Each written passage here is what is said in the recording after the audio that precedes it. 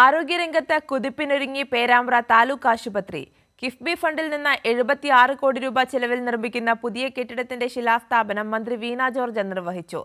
നമുക്ക് സങ്കല്പിക്കാൻ കഴിയാത്ത രീതിയിലുള്ള വലിയ വികസന പ്രവർത്തനങ്ങളാണ് സംസ്ഥാനത്തെ ആരോഗ്യ മേഖലയിൽ ഉൾപ്പെടെ കടന്നുവരുന്നതെന്ന് മന്ത്രി പറഞ്ഞു.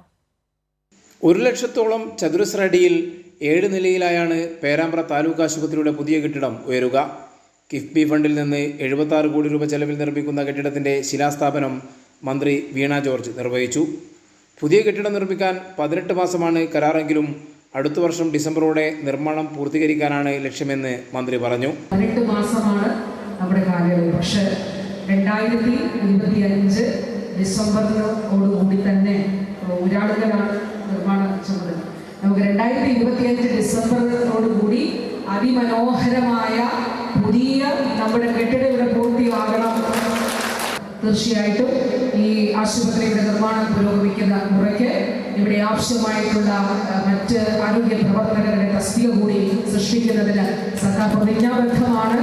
ആശുപത്രി വികസനം പുരോഗമിക്കുന്ന മുറയ്ക്ക് ഇവിടേക്ക് ആവശ്യമായ ആരോഗ്യ പ്രവർത്തകരുടെ തസ്തികകൾ സൃഷ്ടിക്കുമെന്നും ആരോഗ്യമന്ത്രി അറിയിച്ചു. ചടങ്ങിൽ ടി പി രാമകൃഷ്ണൻ MLA അധ്യക്ഷത വഹിച്ചു. ആരോഗ്യവകുപ്പ് ഡയറക്ടർ ഡോക്ടർ KV റീന, ജില്ലാ പഞ്ചായത്ത് പ്രസിഡന്റ് ഷീജ ശശി, മുൻ MLA-മാരായ AK Padmanabhan master, K Kunhammad master തുടങ്ങിയവർ പങ്കെടുത്തു. കൈരളി ന്യൂസ്, കോഴിക്കോട്.